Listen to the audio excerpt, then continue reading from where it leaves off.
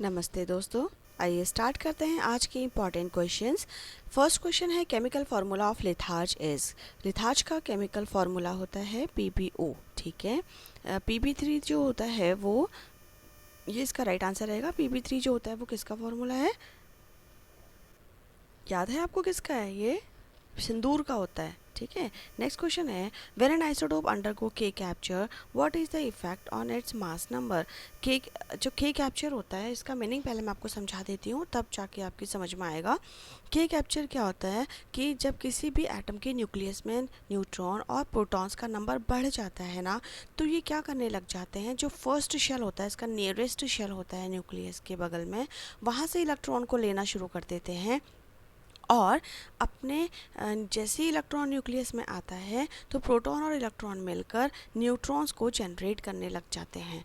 ठीक है, और जब ये न्यूट्रॉन को जनरेट करते हैं तो उस समय क्या होता है कि इसके एटॉमिक नंबर में, देखिए आप, इसके एटॉमिक नंबर में 1 की डेफिशिएंसी हो जाती है और जो एटॉमिक मासेस हैं वो सेम रहते हैं।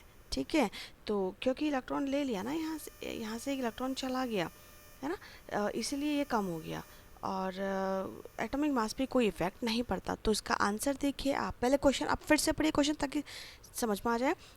व्हेन एन आइसोटोप अंडरगो के capture what is the effect on its mass number. तो मास नंबर में क्या फ़र्क पड़ रहा है? कुछ भी फ़र्क नहीं पड़ रहा है, क्योंकि एटॉमिक नंबर पे फ़र्क पड़ रहा है और वो एक इलेक्ट्रॉन कम हो जा रहा है।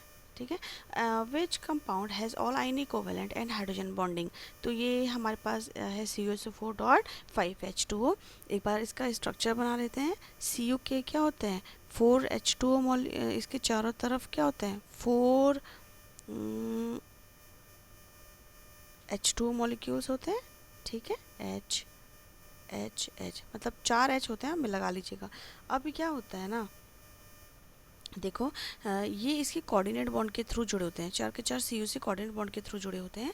और एक वाटर मॉलिक्यूल जो बच जाता है वो क्या करता है, इधर इनके साथ हाइड्रोजन बॉन्डिंग से जुड़ जाता है और इसकी जो 2 हाइड्रोजन है ना, वो SO4 के जो O है उनके साथ हाइड्रोजन बॉन्डिंग बना लेता है।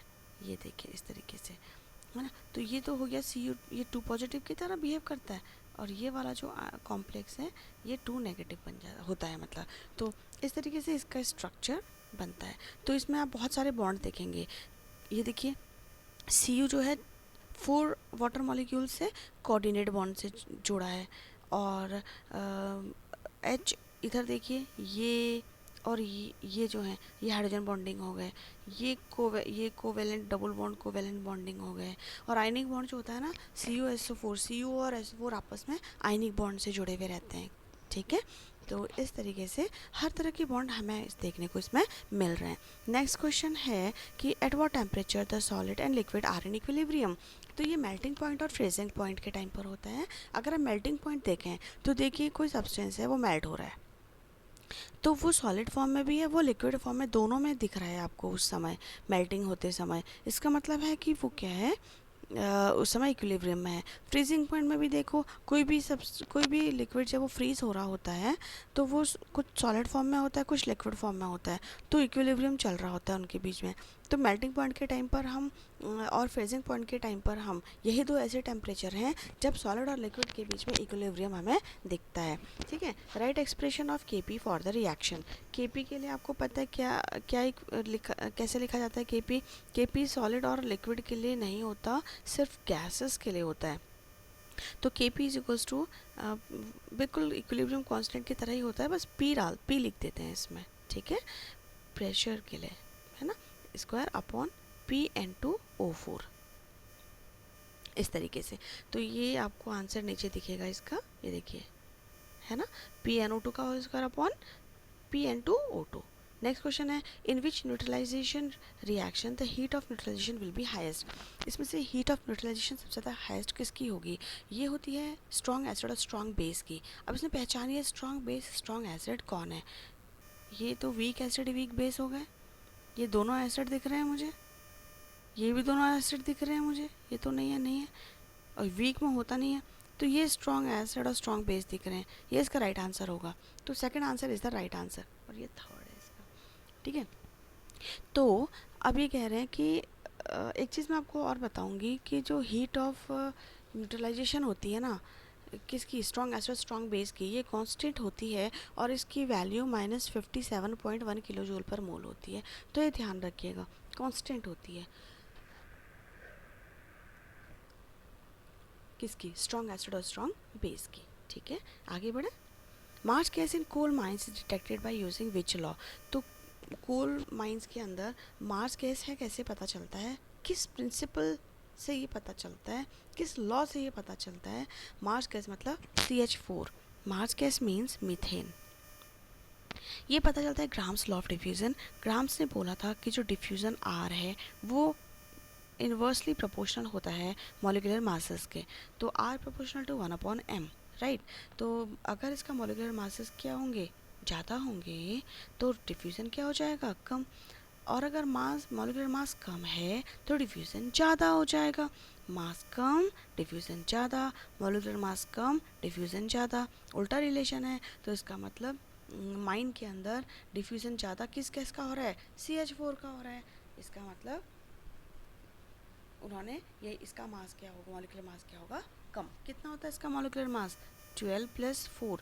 कार्बन का मास 12, हाइड्रोजन का 1 का 1 तो 4 का 4, तो 16। यानी कि जो भी गैस उसके अंदर है उसमें सबसे ज़्यादा रिफ्यूज़ कौन होगी, मीथेन गैस होगी। और सबसे ज़्यादा भी वही बनती है, मीथेन गैस ही बनती है सड़ी गली चीज़ों में, है ना, बायोडिग्रेडेबल चीज़ों से मार्स गैस ही बनती है वैसे भी। तो ये क्लियर हो गया, Graham's law of diffusion. Next question है, why do some elements have the fractional atomic masses. Fractional atomic masses होने का कारण इनका आइसोटोप्स होते हैं। तो तीन तीन आइसोटोप्स, दो दो आइसोटोप्स प्रेजेंट होने की वजह से मास किसका लिया जाए, बहुत प्रॉब्लम होती है। तो इनका एवरेज निकाल लिया जाता है, और जब एवरेज निकालते हैं ना तो वो पॉइंट में आ जाता है या फ्रैक्शन में आ जाता है। जैसे हाइड्रोजन के 3 हैं, हाइड्रोजन 1H1 1H2 1H3, तो अब कौन सा मास लें, तो इसका एवरेज निकाल लेते हैं। एवरेज निकालने से इसका 1.008 आ जाता है। क्लोरीन का 35 37 दो आइसोटोप हैं, तो अब कौन सा मास लें, 35 लें 37 लें, तो उसका एवरेज निकाला 35.5 आ गया। ऐसे ही बहुत सारे हैं, sodium, potassium, boron, chlorine, bromine, सबके आइसोटोप, बहुत सारे एलिमेंट्स के आइसोटोप्स हैं, बहुत ज़्यादा। तो इसलिए इनका एवरेज निकालते हैं तो फ्रैक्शन में आ जाता है, राइट। तो कोई दिक्कत नहीं है इसमें। In which element silicon should be doped to give P type of semiconductor. Semiconductors क्या होता है मैं आपको बता दूं। सेमीकंडक्टर वो एलिमेंट्स होते हैं जो लाई करते हैं between the conductor and the insulator. ना तो ये कंडक्टर ही हैं बहुत अच्छे, ना ये बहुत अच्छे इंसुलेटर्स ही हैं। तो इनको क्या किया जाता है, P type N type semiconductor बनाया जाता है, ताकि ये क्या कर सके, इनकी कंडक्टिविटी बढ़ सके। तो पी टाइप एक्चुअली ये जो 14th ग्रुप के एलिमेंट्स हैं ना, 14th ग्रुप के एलिमेंट, उनसे बनाए जाते हैं सेमीकंडक्टर्स, पी टाइप और एन टाइप। 14 ग्रुप के एलिमेंट्स में क्या करते हैं, 13 ग्रुप जो ट्राईवेलेंट होते हैं ना, ट्राईवेलेंट एलिमेंट्स होते हैं जो आयंस होते हैं, उनकी डोपिंग कराई जाती है। और कभी कभी 15th ग्रुप के एलिमेंट्स की डोपिंग कराई जाती है। जब 13 ग्रुप के एलिमेंट की डोपिंग कराते हैं तो हम उन्हें पी टाइप कहते हैं। और जब 15 ग्रुप की, इनके साथ 15 ग्रुप के एलिमेंट मिलाए जाते हैं पेंटावेलेंट वाले, तो उस समय इसको हम एन टाइप कहते हैं। ठीक है, तो पी टाइप एन टाइप जब कुछ आराम अगर चाहिए ना तो आप मुझे कमेंट में बताइएगा, मैं एक अच्छा सा बहुत इजी लैंग्वेज में आपके लिए एक वीडियो बना दूंगी इसका।